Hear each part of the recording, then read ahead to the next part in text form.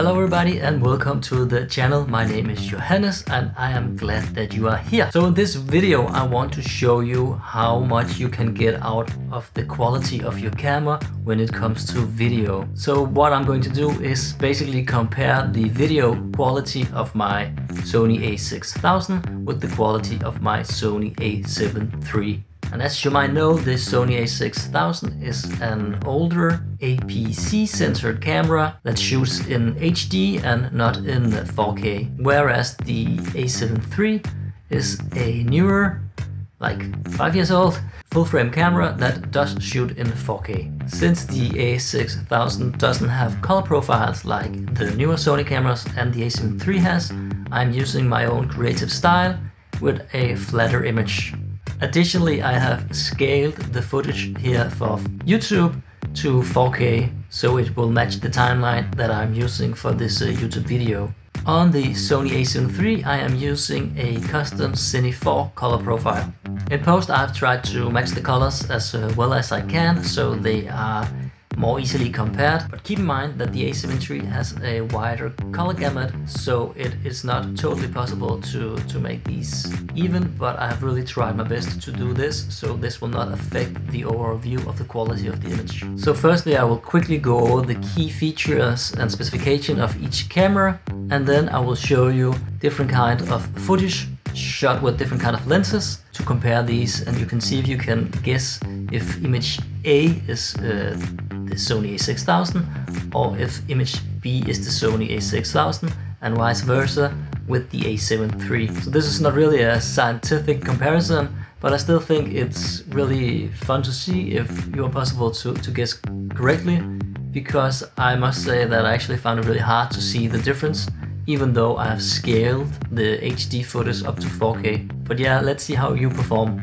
And please let me know in the comment section if you guessed correctly or not. So first let's take a quick look at the specification of each camera. The Sony a6000 has a 24.3 megapixel APC sensor with a crop factor of 1.5, which means that the field of view will be different when using lenses on this camera compared to the a7 III. On the other hand, the Sony a7 III has a 24.3 full frame sensor, which means it can capture a wider field of view on the image that comes into the camera. Also, the Sony a6000 can shoot up to 60p slow motion, and the a7 III can shoot up to 120 frames per second slow motion. I have been using prime lenses for this. I've been using the 20mm prime 1.8 from Sony, the 24mm 2.8 from Samyang, the 50mm 1.8 from Sony, and the 85mm 1.8 from Sony as well. And as I said earlier, bear in mind the crop factor on the a6000. This will make the lenses equivalent to 30mm, a 36mm, a 75mm, and a 127.5mm lens.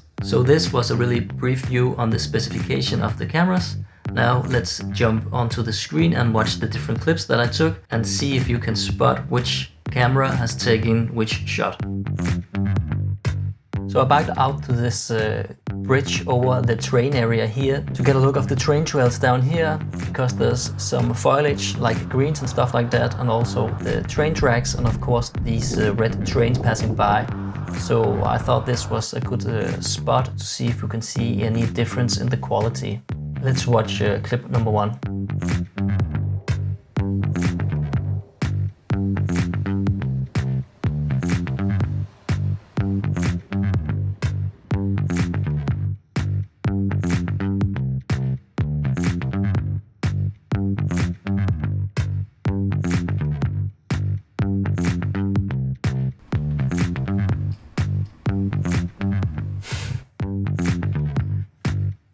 I must say, from looking at these first clips, it is really hard to see the difference. But for the first set of clips, clip A was the a7 III and clip B was the a6000. Let's watch the next one.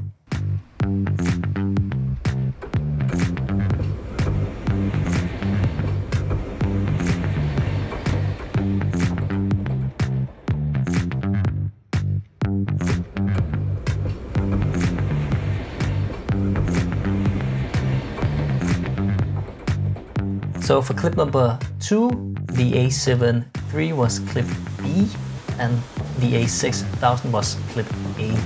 So while I was here, I also shot this apartment building, which is really tall, at least considered for Denmark. And I shot this against the bright sky to see if we can spot any difference in the dynamic range of the cameras here. And of course, I try to even this out in post, but we might be able to see the difference.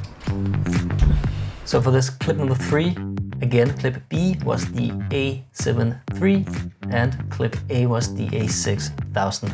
So I decided to bike down to a cemetery, which is really close by, to get some more shots of some greens like bushes and stuff like that, to see if we can see any difference here in the colors and how the cameras perform this way. And here I'm handholding the cameras, so you might be able to see a difference in the stability because of the stabilization in the a7 III. But let's see if you can spot the difference.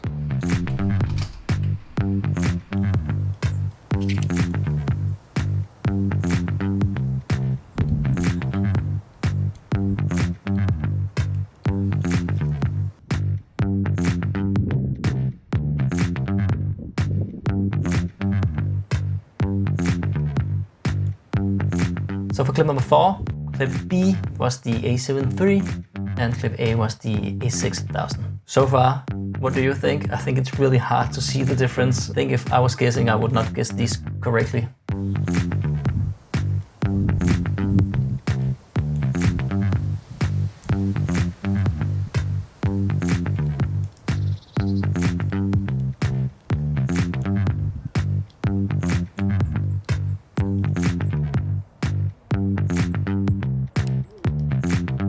For clip number 5, clip A was the a7 III and clip B was the a6000.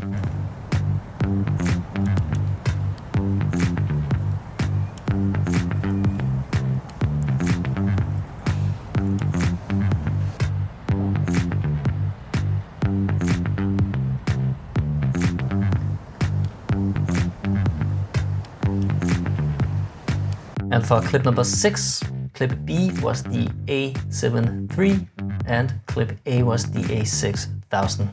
So when I got home, I decided to shoot this brick wall also because you might be able to see some difference in the colors, and of course the sharpness and the texture should also be possible perhaps for us to see.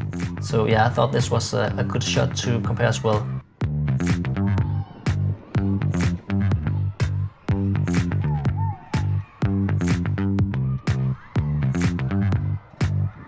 So for this clip, clip A is the a7 III and clip B is the a6000. So inside I also decided to shoot some clips with natural lighting, just from the windows, just again to see how the cameras performs in a different kind of setup.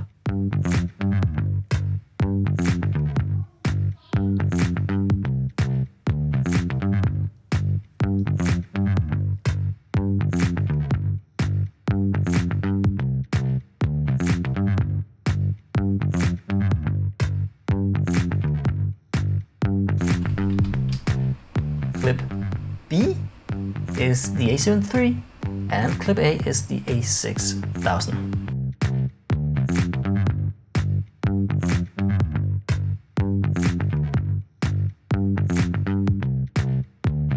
So for the 10th clip, we also have clip A as the a7 III and clip B as the a6000. So yeah, how did this turn out for you?